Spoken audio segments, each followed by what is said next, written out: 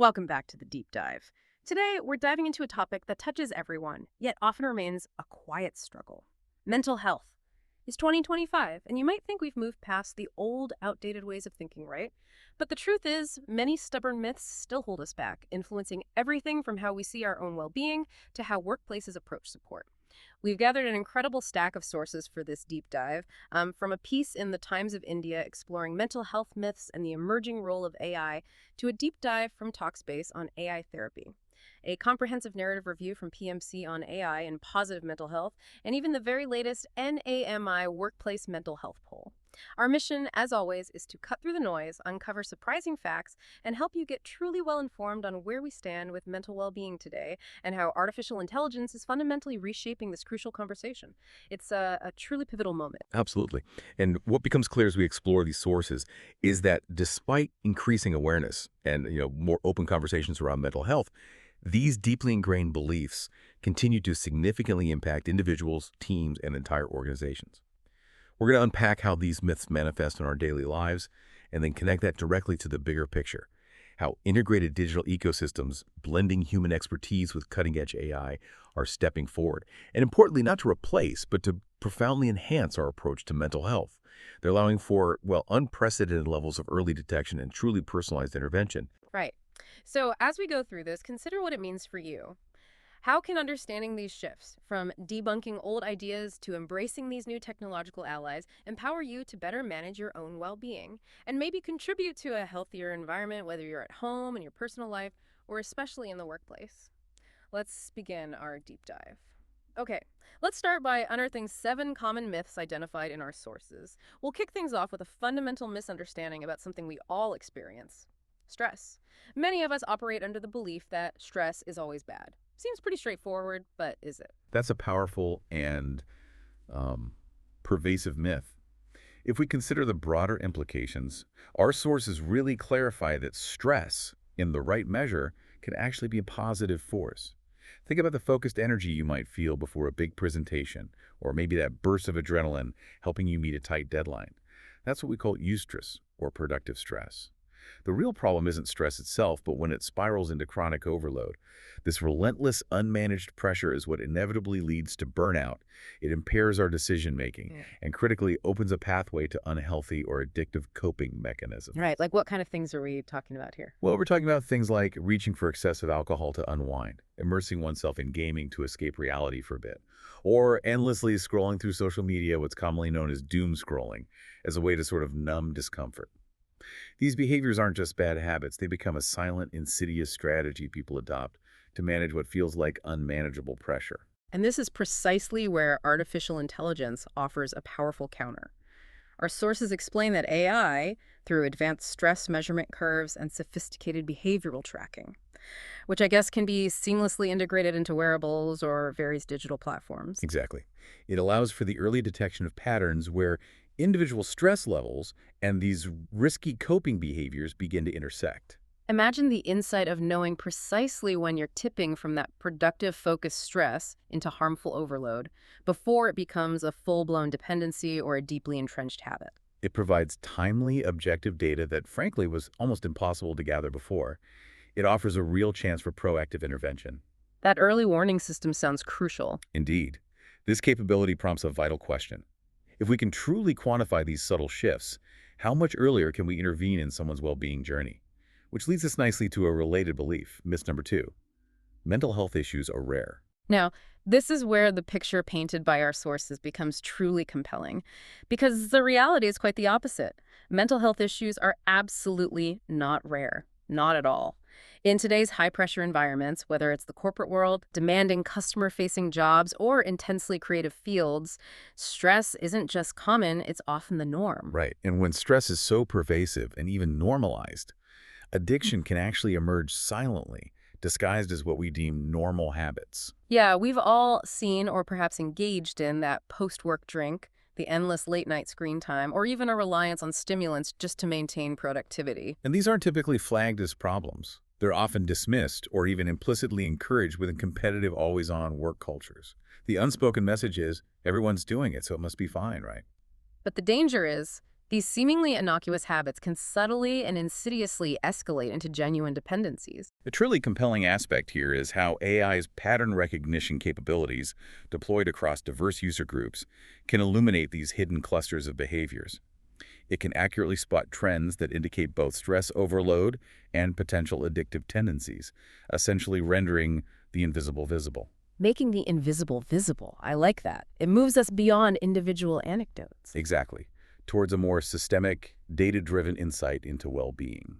That represents a significant departure from older ways of thinking, which leads us to myth 3, the pervasive idea that you should just toughen up. This belief suggests emotional struggles are a sign of weakness and should simply be suppressed or powered through alone. Just grit your teeth. This assumption raises an important question about the very nature of true resilience. Unfortunately, the toughen up belief profoundly fuels shame and silence, particularly within highly competitive work cultures where vulnerability is often perceived as a liability. Yeah, I can see that. And as we've already touched upon, addiction thrives in this silence. The less people feel comfortable discussing unhealthy coping mechanisms, the more those behaviors escalate unchecked. Real emotional resilience, as our sources emphasize, isn't cultivated by ignoring problems, but by addressing them early and constructively. So this myth directly obstructs that vital early intervention. Absolutely. It leads to struggles becoming far more profound and entrenched, making recovery a much steeper climb later on. But AI steps in to offer a truly proactive solution here. Our sources highlight that personalized micro-interventions delivered by AI, things like guided breathing exercises that appear precisely when your stress levels spike. Yeah, or quick, healthy distraction tools suggested in moments of craving. Right. They can be recommended exactly when you need them most. This provides healthier, immediate alternatives to high-risk coping habits. It's about proactive skill building, empowering you with a healthier option in that critical, vulnerable moment, rather than just vaguely telling you to be strong. It gives you a tool, not just an instruction. Precisely. Which logically brings us to myth number 4. Therapy is only for people with serious problems. The therapy is for the broken idea. Let's think of it in practical terms. Therapy is a form of proactive care, much like taking your car in for regular maintenance. You wouldn't wait for your engine to seize up completely before you consider servicing it, would you? That's a great analogy. Our sources strongly suggest that waiting until an addiction or a stress disorder is full-blown is akin to waiting for that engine to completely fail. Therapy, even for what might seem like mild symptoms, or simply for enhancing self-awareness and personal growth, is fundamentally about prevention, not just crisis management. Right. It empowers you to understand your emotional landscape, identify potential challenges, and develop effective coping skills long before things become overwhelming. So the delay fueled by this myth is actually quite harmful. Indeed, this delay in seeking help almost always leads to more severe, entrenched problems that are significantly harder and more costly to treat down the line. A compelling aspect here is how AI can expertly triage users into appropriate support. Triage. How so? Well, it can direct them to readily available self-help resources, or perhaps supportive peer communities, or even direct access to professional care depending on assessed need. Yeah. And this happens before small, manageable habits have the chance to evolve into serious dependencies. The Soul platform, an example highlighted in our sources, embodies this tiered, proactive approach. So it ensures that no one has to wait for a crisis point to find the help they need? Exactly. It truly democratizes access to early and crucial support. Then there's myth 5, which really captures a common apprehension about integrating technology into such a deeply human space. Technology can't understand emotions. It feels almost like an inherent limitation, doesn't it? Well, while AI certainly doesn't feel in the human sense, it absolutely can detect emotional markers. This is a crucial distinction. It accomplishes this by meticulously analyzing patterns across various forms of data. Changes in speech tone, specific vocabulary used in writing, subtle shifts in digital activity, or even physiological signals from wearables. So it's looking for patterns, not feeling feelings. Precisely. These aren't subjective interpretations. They're data-driven insights, pointing to states like stress, anxiety, or behaviors indicative of addiction. When combined with nuanced human insight, this capability transforms AI into an incredibly powerful early warning system. So it's not about replacing human empathy. Not at all. It's about significantly augmenting our human capacity to perceive distress and intervene earlier. And the practical application of this is quite sophisticated. We're seeing context-aware algorithms that can detect individual and even group-level risk Right. factors. This could be anything from unusual login times, maybe excessive time spent on certain apps, or a sudden withdrawal from normal social activities online or offline, if tracked. And once these patterns are identified, The AI can then recommend specific, timely interventions.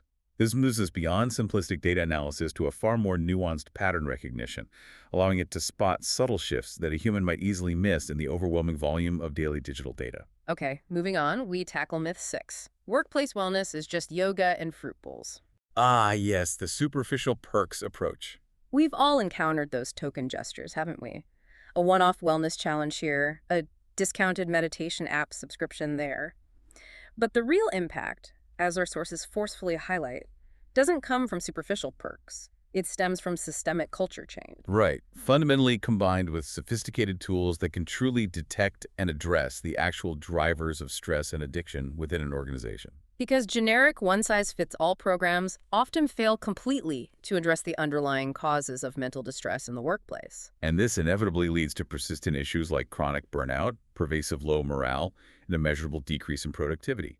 It's essentially like trying to fix a deeply rooted structural problem with a simple Band-Aid. So how does AI offer a more strategic solution here? To connect this to the broader landscape, AI offers a truly data-driven strategic solution. Imagine organizational dashboards powered by AI that can pinpoint specific departments or teams showing elevated stress or addiction risk indicators.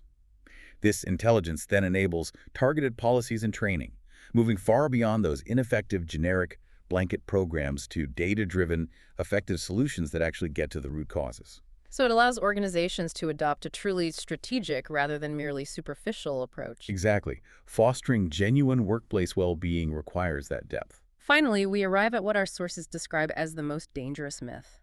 You can't measure mental health. This assertion, our sources contend, is indeed the most dangerous myth of all. Without any form of objective measurement, both chronic stress and developing addictions remain entirely hidden, spiraling silently until they erupt into full-blown crises. It's akin to trying to navigate a ship across vast waters without a compass, relying purely on subjective feel and hope. That's a powerful image. We wouldn't manage our physical health or certainly our finances with such a lack of data. Precisely. Yet mental health has historically been treated as something inherently intangible and unquantifiable.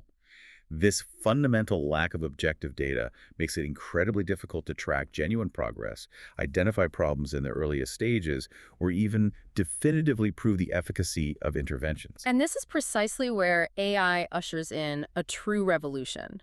Modern platforms now combine sophisticated stress curves, intuitive mood trackers, and comprehensive behavioral analytics. With thoroughly validated addiction risk screening tools. This convergence creates actionable, real-time data, elevating emotional well-being to a trackable metric, much like productivity or revenue. It fundamentally shifts mental health from being a subjective, often ignored internal feeling to an objective, measurable aspect of our lives that both individuals and organizations can concretely act upon. That represents a monumental leap forward in how we approach well-being. It really does. Now let's transition to a powerful concept highlighted in our sources that truly frames how mental health is shaped or eroded throughout your entire day, the 16-hour theory. Yes, this is quite insightful. What's truly illuminating here is the profound idea that our mental health is continuously being forged during our 16 waking hours, approximately.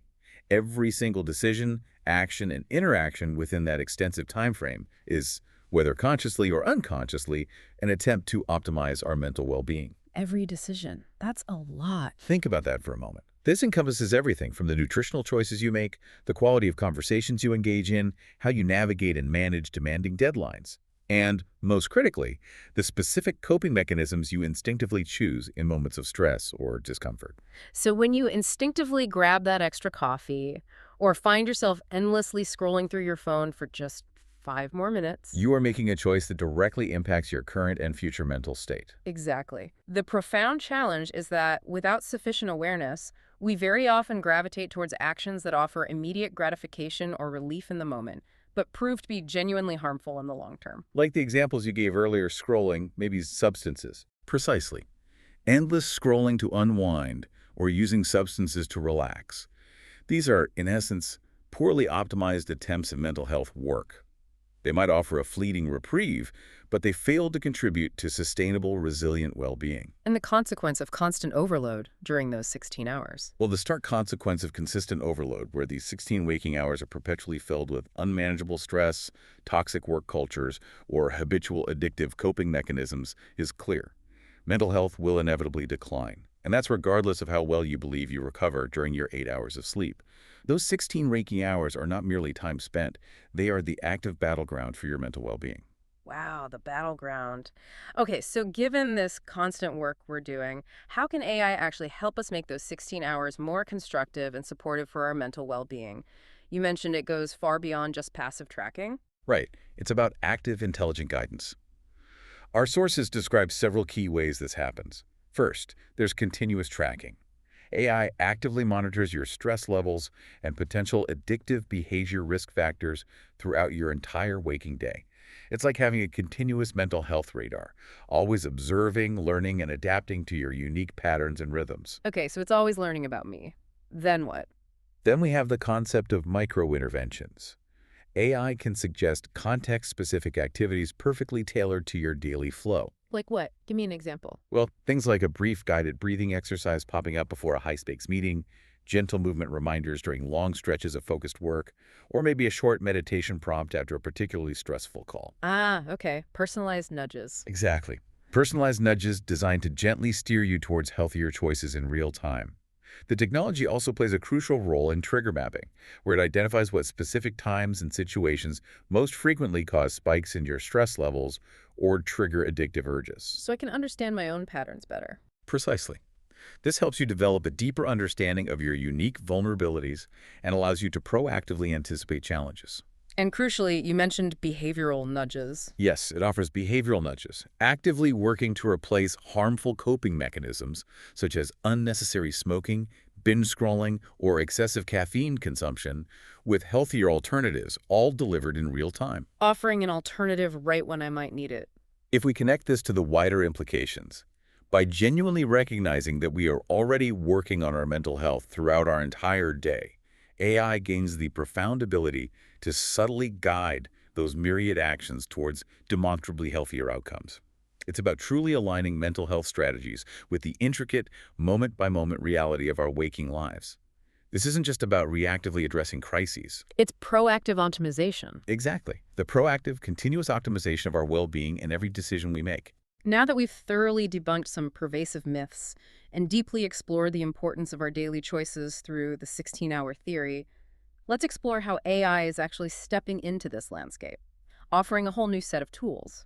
It's fascinating to see how it's enhancing care without necessarily replacing the human element, which is a common and understandable concern. Right, and artificial intelligence in mental health is not a monolithic entity. It's a diverse and complex ecosystem. It encompasses a wide array of advanced approaches, designed to create systems that can perform tasks traditionally requiring human intelligence, but specifically tailored to understand, predict, and support mental well-being. So what are the key components we should know about? Well, there's machine learning, or ML. These are algorithms that learn and improve their performance over time through data. For instance, aiding in diagnosing conditions or meticulously tailoring treatment plans. Then there's natural language processing, NLP. That's the powerhouse behind AI's ability to truly understand, interpret, and generate human language. Like chatbots or voice assistants? Exactly. Think of the earliest chatbots like Eliza, way back in 1966, or modern voice assistants like Siri and Alexa. NLP is absolutely essential for things like sentiment analysis in text and enabling sophisticated conversational AI. Beyond these, we leverage predictive analytics.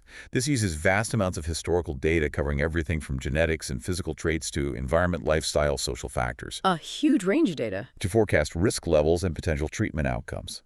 This allows for the creation of truly personalized and proactive care plans. Closely intertwined is sentiment analysis, an AI tool that employs both NLP and ML to infer mental status by picking up on incredibly subtle clues from diverse sources. Like social media or journals. Yes, or even the nuanced inflections in voice and facial expressions observed during a therapy session. This capability significantly aids therapists in detecting early signs of anxiety or depression. There's also reinforcement learning, RL, where AI learns through a process of trial and error, refining its actions by responding to positive rewards. An example might be adjusting exposure levels in immersive virtual reality therapy. And finally, computer vision is critical. It interprets visual data, images, and videos to analyze facial expressions, body language, gestures. This plays a significant role in emotional assessment and even early detection of conditions like autism spectrum disorder. Wow, that's a complex toolbox. These diverse components, working in concert, form an incredibly powerful suite of tools for mental health. So let's start with a crucial first step. How is AI making us more aware of mental health issues and actively battling stigma? It's doing so through several groundbreaking avenues. Consider social media analysis. AI-powered sentiment analysis algorithms meticulously monitor platforms like X, formerly Twitter, and Instagram.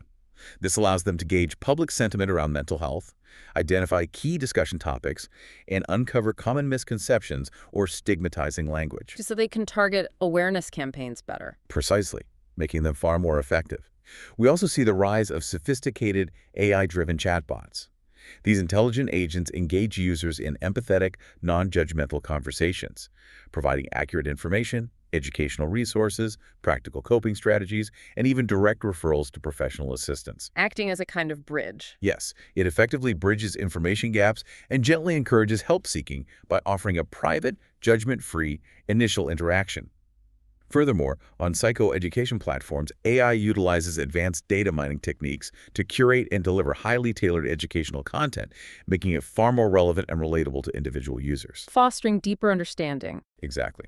Which in turn fosters a deeper and more personal understanding of complex mental health concepts. Okay, so that's awareness. What about actual support? Beyond simply raising awareness, AI offers tangible, practical support for individuals grappling with mental health concerns, truly acting like a digital companion throughout their journey. Client engagement strategies are profoundly enhanced. AI-driven mobile applications can reliably send timely medication reminders, diligently track side effects, monitor responses to treatment, and significantly improve adherence. Making collaboration between patients and providers easier. Much easier, fostering a much more collaborative relationship.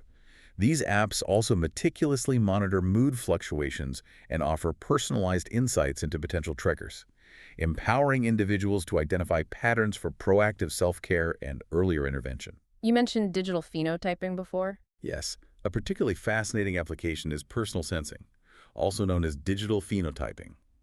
Here, AI analyzes a wealth of digital information, from social media activity and medical records to data from wearables like smartwatches, to identify significant behavioral shifts that correlate with specific mental health conditions.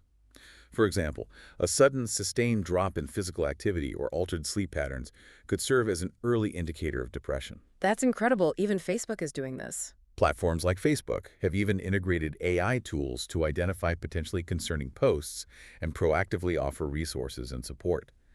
AI can also play a vital role in fostering connections among individuals facing similar challenges by expertly facilitating online support groups and communities. Providing platforms for shared experiences. Right. And finally, by meticulously tracking progress over time and providing continuous, encouraging feedback, AI promotes sustained motivation for recovery, transforming abstract goals into measurable, tangible achievements. Now, this is where it becomes truly impactful. AI's role isn't just passive observation or support. It's actively assisting in intervention and treatment. Yes. When it comes to prediction and prevention, AI can meticulously evaluate the risk of an individual developing specific mental health disorders. This is done by analyzing their unique profile, genetic predispositions, and environmental factors, thereby enabling genuinely proactive measures. Our sources highlight that an AI-based decision support system, or DSS, can efficiently detect and even aid in diagnosing a wide range of mental disorders. And for early detection. For early detection, advanced AI algorithms sift through incredibly diverse data, from electronic health records and diagnostic tests to subtle behavioral patterns to pinpoint the earliest signs of mental health disorders, allowing for timely intervention and significantly improved prognosis. The level of personalization AI brings to treatment is equally remarkable. You mentioned chatbots earlier. Right. Natural language processing-based chatbots can skillfully identify issues through a series of question-based approaches, much like a human therapist would, inquiring about mood, stress levels, and sleep patterns. They then intelligently recommend tailored therapeutic techniques, such as behavioral modifications like guided walking or meditation, or guide users to appropriate medical support. And critically, in safety concerns. Crucially, in situations involving safety concerns or signs of crisis, these sophisticated chatbots are programmed to promptly notify human healthcare providers, ensuring a critical layer of human oversight. That human backup is essential. Absolutely. AI also offers augmented traditional therapy by delivering cognitive behavioral exercises and interventions through accessible digital platforms, effectively reinforcing learning and allowing for continuous progress tracking between professional sessions. Cutting-edge neurofeedback systems powered by AI offer novel ways for individuals to learn to regulate their brain activity and emotional states, providing immediate real-time feedback for developing vital self-regulation skills. And for clinicians themselves. For clinicians, AI analyzes vast, aggregated patient data to generate powerful clinical insights and recommendations, ultimately optimizing individualized clinical outcomes. Okay, this broad range of capabilities prompts an important question. What specific areas of mental health are actually experiencing the most significant and transformative impact from AI? It's far beyond just general support, right? Yes, AI is making deep inroads into very specific cognitive and emotional domains. Focusing first on the positive impact on cognitive aspects, AI is truly revolutionizing how we assess and address cognitive deficits. It automates complex cognitive assessments, evaluating language, reasoning, memory, decision-making, attention, perception, which not only improves objectivity but also significantly boosts efficiency. Which is critical for early detection. Absolutely, especially considering that traditional assessments can be quite subjective and incredibly time-consuming. For intellectual and developmental disorders, or IDDs, such as cerebral palsy, Down syndrome, ADHD, and autism spectrum disorder, AI meticulously analyzes neuroimaging data, often using what are called deep neural networks, DNNs, alongside electronic health records to detect these conditions in children. Even using things like eye movements. Yes, machine learning models can even detect autism spectrum disorder using subtle eye movements, or by analyzing maternal blood autoantibody-based biomarkers, allowing for much earlier identification.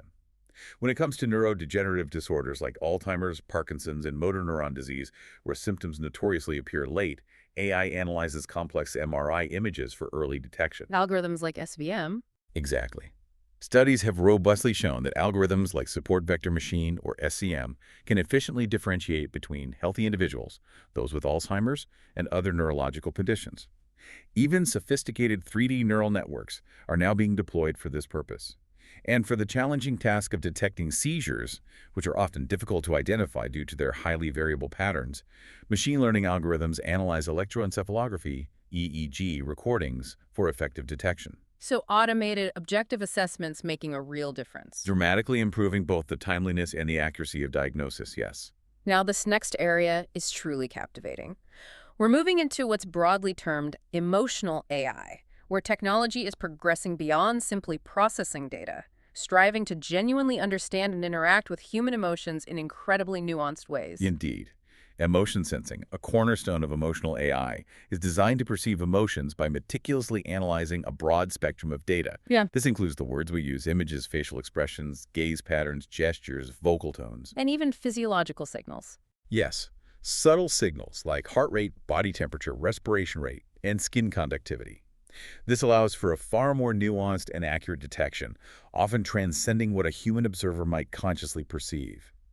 Then, for emotion regulation, AI-driven cognitive computing systems offer immediate personalized strategies. These include interactive exercises like guided relaxation, deep breathing, or mindfulness prompts. And even simulations. Yes, simulations designed to help manage emotional states, all based on real-time emotional data. It's about delivering precise interventions at precisely the right moment. Furthermore, AI contributes significantly to emotional intelligence development by providing invaluable insights into an individual's emotional patterns over time. Empowering you to understand your own emotions and triggers better. Right, fostering healthier, more adaptive responses. Emotionally intelligent interfaces can even dynamically adapt their responses based on user cues, providing more empathetic and responsive interactions. What about for specific challenges like emotional dysregulation? For those struggling with emotional dysregulation, which often manifests as heightened emotional responses and mood instability, AI offers significant and targeted interventions. Imagine music-based emotion regulation apps, sophisticated AI-powered therapeutic games, or immersive virtual reality environments specifically designed for practicing and refining emotion regulation skills. And biofeedback. AI-enabled biofeedback and neurofeedback systems are also emerging, helping individuals gain greater awareness and conscious control over physiological responses intricately linked to emotional dysregulation. Moreover, AI-driven virtual therapists or chatbots can provide immediate and empathetic support, bridging gaps when human help isn't instantly available. And for mood disorders like depression or bipolar. When we consider mood disorders like depression and bipolar disorder, AI holds immense potential for improving diagnosis accuracy and, crucially, identifying suicide risks. Mobile and wearable technologies can collect a wealth of physiological and behavioral markers, which AI then rigorously analyzes for objective insights into conditions like depression and bipolar disorder, BD. Even monitoring social media for cues. Yes, AI can monitor social media text messages for specific linguistic cues and conduct sentiment analysis to predict mood fluctuations and potential relapses. The social rhythm metric, SRM, for BD, for instance, can now be automatically assessed via smartphone data. What about conditions like autism spectrum disorder? For autism spectrum disorder, ASD, AI-driven tools are making breakthroughs in early detection by analyzing subtle facial expressions, eye gaze patterns, and gestures during video interactions. Innovative smart tablet technology, which integrates customized gaming with psychometric assessments and utilizes front-facing cameras, provides a new paradigm for clinical assessments. Evaluating social intelligence in kids that way? Yes, expertly evaluating social intelligence and detecting emotional responses in children. And schizophrenia? Finally, for schizophrenia, automated speech analysis, powered by AI, meticulously assesses speech patterns and prosody to detect subtle, clinically relevant changes that can indicate the early onset of symptoms. Natural language processing-driven tools are also being developed to track and predict relapses based on shifts in speech patterns and emotional content, offering a truly proactive approach. It's truly impressive how AI isn't just focused on specific conditions, it's being thoughtfully tailored to support different age groups as well, demonstrating its incredible versatility across the entire human lifespan. Exactly.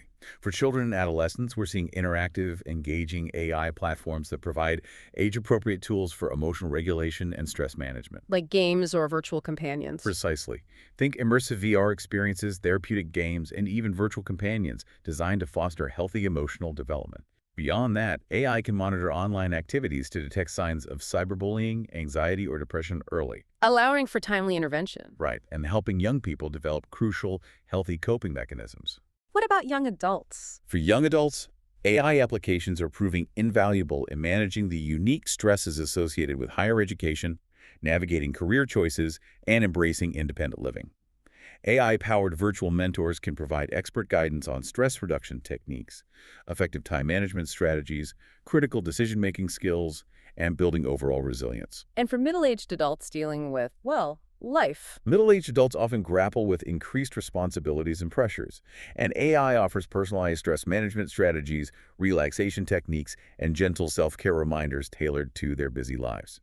Chatbots provide confidential and judgment-free spaces for discussing emotional concerns, and wellness platforms can even tailor fitness routines to individual needs. And finally, the elderly population. And for the elderly, AI applications are specifically designed to address prevalent issues like social isolation, cognitive decline, and age-related mental health challenges.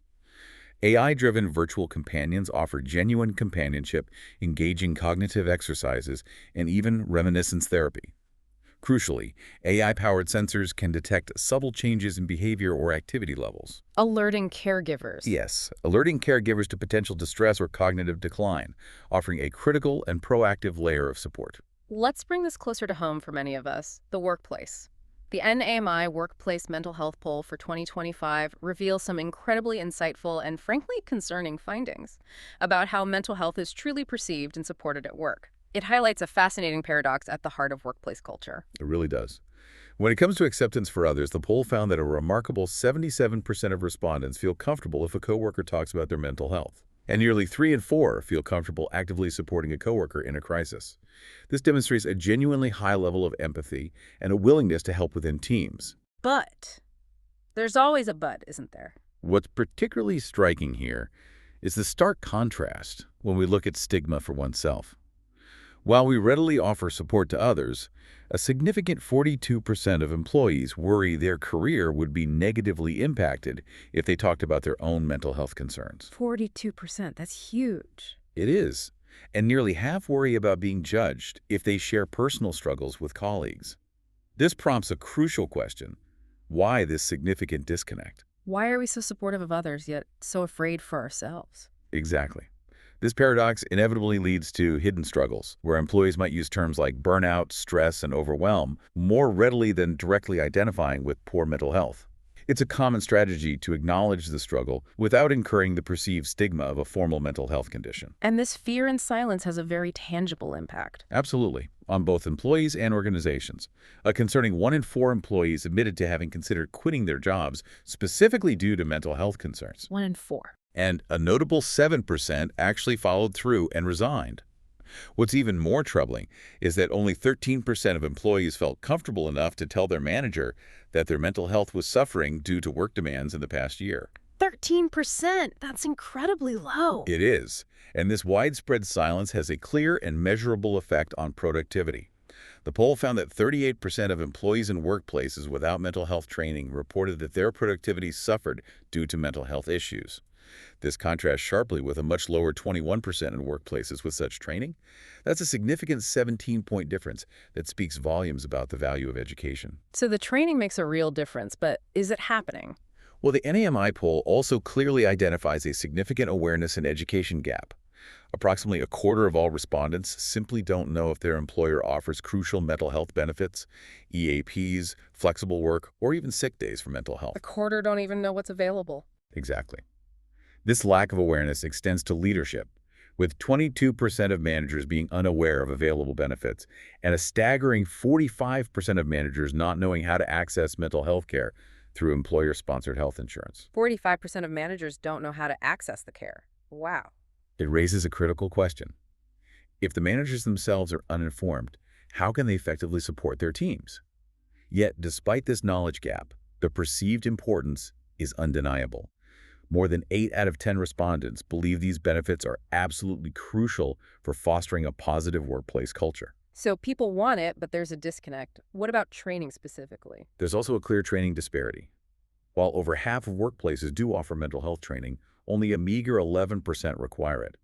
But again, over 80% of employees believe it's important. Only 11% require it. Yes. And the benefits of this training are not just anecdotal. The poll shows that mental health training reduces worry about judgment by 10 points and, as we discussed, significantly improves productivity across the board. So, given all this, who do employees feel comfortable talking to? And what are the actual factors that are stressing them out the most? When we look at comfort levels, more than half of the workforce indicates they feel comfortable discussing mental health with a close friend at work or, encouragingly, with their direct manager. That's somewhat positive, but leadership perception. Regarding leadership perception, just over half truly believe their company prioritizes workers' mental health or that senior leadership genuinely cares on a personal level. Still room for improvement there. And the top stressors. The poll reveals that top stressors for employees include finances, physical health, their own mental health, and broader concerns about the state of the world, with a striking 70% stressed about global issues. Interestingly, these overarching concerns are identified as significantly bigger stressors for the general workforce compared to executives, indicating a potential disconnect in perspective. That state of the world stress really resonates. There's also a sharing gap you mentioned. Yes, a clear sharing gap. Nearly 3 in 4 feel comfortable openly sharing about physical health issues, but less than 6 in 10 feel they can share about mental health struggles. And the reasons for that discomfort. The reasons for this discomfort are incredibly telling. Fear of stigma or judgment, a general lack of open discussion from colleagues, not wanting to appear weak, fear of losing opportunities or facing retaliation, and notably, the job itself often being cited as a primary factor negatively affecting their mental health. The job itself being a core problem. To connect this to the bigger picture, these NAMI poll findings are precisely where AI-powered ecosystems and applications like Soul, Ginger, Tess, and MindDoc directly intersect with and address these critical gaps. How so? How does AI help here specifically? For targeted interventions, AI dashboards can highlight departments or teams with elevated stress or addiction risk indicators, enabling organizations to implement precise policy adjustments and deliver targeted training instead of relying on ineffective, generic programs. AI apps provide highly accessible support 24/7, which significantly reduces the stigma traditionally associated with seeking help and offers a lower cost, always available entry point. Lowering the barrier to entry. Exactly. For proactive management, AI tools meticulously track mood fluctuations, stress curves, and behavioral analytics, providing objective data to both individuals and organizations. This fundamentally transforms mental health into a measurable, actionable aspect, much like productivity. Making it trackable. Right. Finally, these solutions are inherently scalable. Apps like Ginger and Tess are specifically designed for enterprise-level deployment, seamlessly blending AI triage with human coaches, therapists, and psychiatrists to meet the immense and growing demand. Okay, given all these incredible capabilities we've discussed, it might sound like AI is a miracle solution ready to solve all our mental health challenges, doesn't it? But like any powerful tool, there are definite advantages, distinct limitations, and crucial ethical considerations we absolutely need to unpack. Our sources offer a remarkably balanced perspective on this. Yes, they do. A truly compelling aspect here is how AI therapy profoundly addresses a major pain point in traditional mental health care: accessibility. AI chatbots are available 247 with no wait times. No waiting lists. Exactly, Ah. which is an enormous benefit considering the overwhelming global demand. Furthermore, these services are often free or offered at a significantly lower cost than traditional human therapy, making them far more affordable. This also plays a significant role in stigma reduction. For many hesitant to see a human therapist, an AI offers a private, judgment-free space to start exploring feelings. An easier first step for some. Potentially, yes. Many AI tools are designed to adapt over time, utilizing your input and patterns to tailor responses, track progress, and offer relevant coping strategies, leading to greater personalization. Yeah. And because AI can seamlessly interact with countless people simultaneously, it offers incredible scalability, significantly easing the burden on human therapists and providing valuable support for mild to moderate symptoms. And it can enhance human therapy, too. Yes, as Cynthia Catchings, a therapist at Talkspace quoted in our sources, notes, AI tools can effectively enhance human therapy by helping clients track moods, practice skills between sessions, and reinforce therapeutic progress. It acts as a valuable supplement. That's a powerful argument for AI's role, but it's important to remember that it's not a silver bullet. The very same sources also flag some significant drawbacks that demand our careful and critical consideration. Absolutely. And this brings us to a crucial point, but the very core of what makes therapy effective. Chatbots simply cannot truly replicate the depth of real human connection or the nuanced understanding that a skilled human therapist provides. As Cynthia Catchings powerfully states, AI fundamentally lacks the empathy, the subtle nuance, and the crucial cultural understanding necessary to navigate complex trauma or an active mental health crisis. So there's a clear limited scope. Definitely. AI tools are generally most helpful for people experiencing mild to moderate symptoms and are explicitly not designed to handle complex mental health problems or severe mental health disorders. This distinction is absolutely critical because AI therapy is unequivocally not safe or recommended for people in an active mental health crisis. In such dire situations, immediate human intervention is crucial. That's a really important safety warning. What about privacy? There are also serious privacy concerns that must be addressed. The incredibly sensitive data collected by AI systems is inherently at risk of breaches or misuse. And currently, there are no comprehensive ethical guidelines or robust regulatory frameworks fully in place to protect this highly personal patient data. This represents a significant and urgent hurdle. No ethical guidelines yet. That's concerning. It is.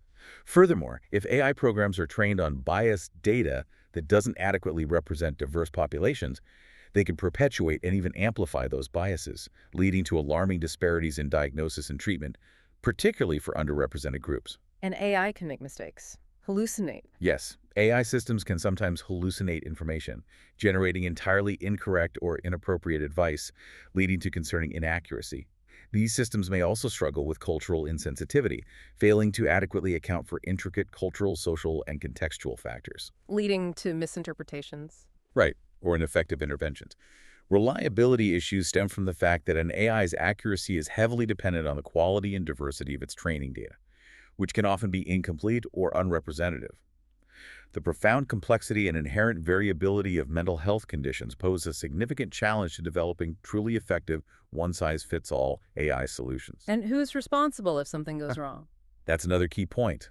When AI actively participates in making treatment decisions, determining accountability and liability for any adverse outcomes becomes incredibly complex and demands careful consideration and clear legal frameworks.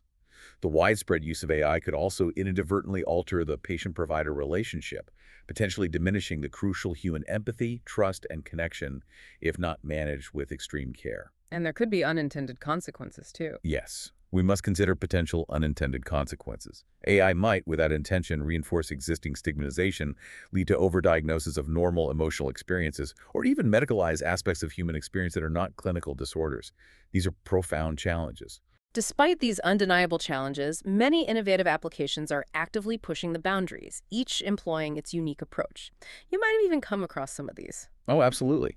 There's WISA offering emotionally intelligent CBT-based conversations with an option to upgrade to human therapists, and it integrates with wearables. Woebot provides clinically validated daily check-ins and delivers CBT tools in bite-sized formats. It's even recognized as an FDA-listed digital therapeutic. Uber blends mood journaling with AI-powered therapy, offering insightful data visualizations and personalized interventions. Replica creates a conversational companion primarily for emotional support, particularly for loneliness or social anxiety, and now includes guided journaling. For workplaces, Ginger offers that human plus AI hybrid model we mentioned. AI triages users to coaches, therapists, psychiatrists. MindDoc provides structured emotional check-ins using an AI dashboard that categorizes emotional data and proactively offers resources and red flag alerts. Tess is another enterprise-focused solution, providing scalable text-based support that adapts to emotional state and cultural context, and it's multilingual. MindStrong employs digital phenotyping, monitoring smartphone interaction patterns for behavioral biomarkers, aiding in detecting cognitive decline, mood disorders, and assessing relapse risk.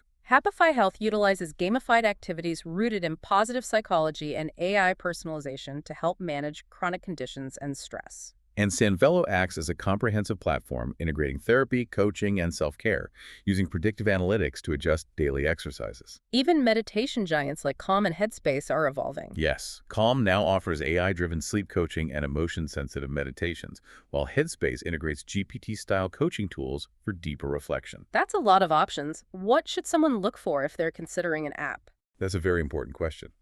Our sources consistently suggest that clinical validation or clear expert involvement is absolutely crucial.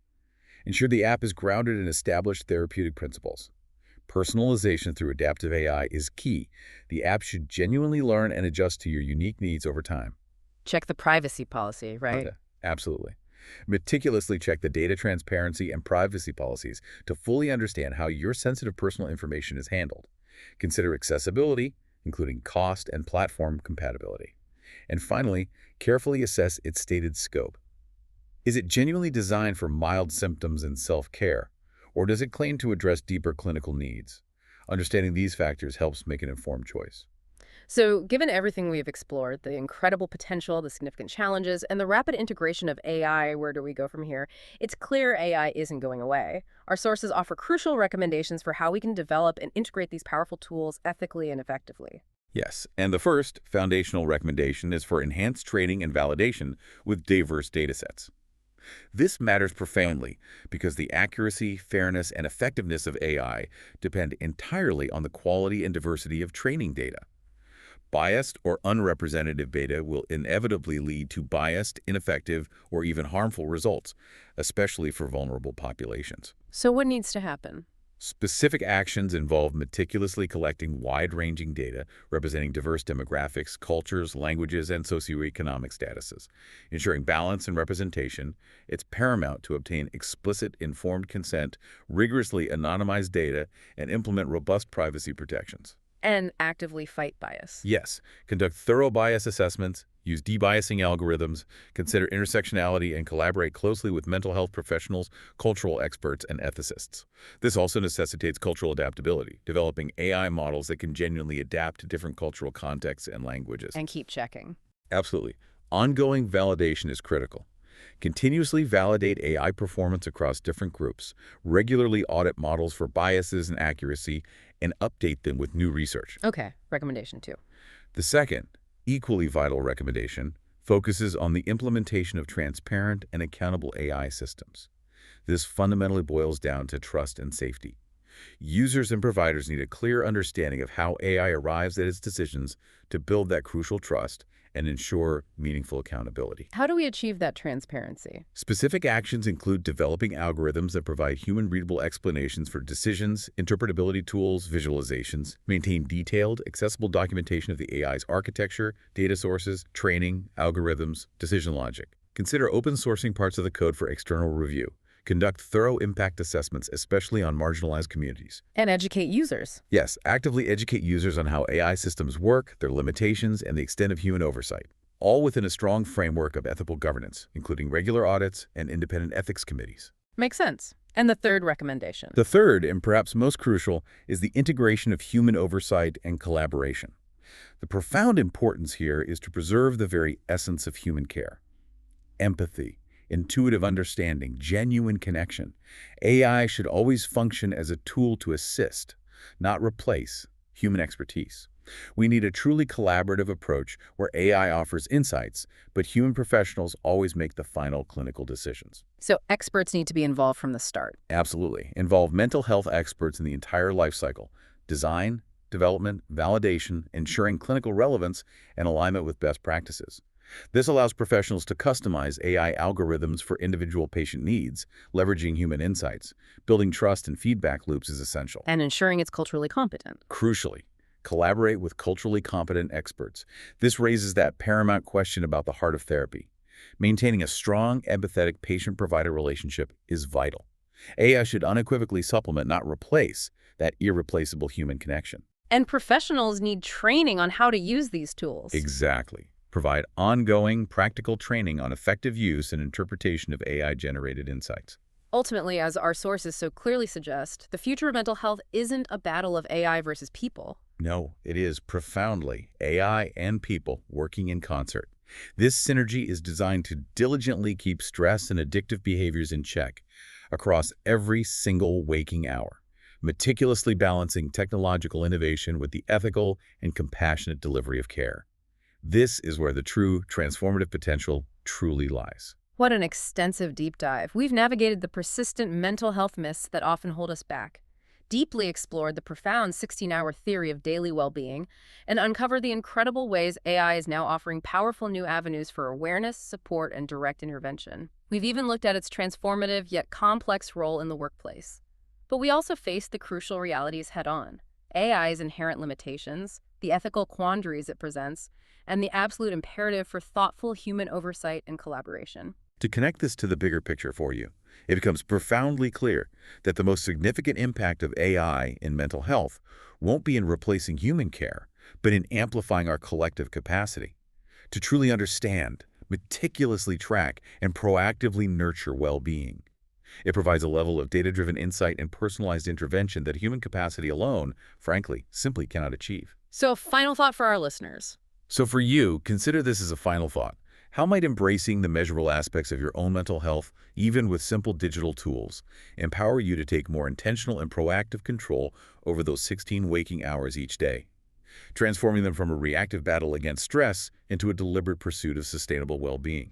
We truly hope this deep dive has given you some powerful aha moments and genuinely actionable insights. What stands out most to you from today's discussion?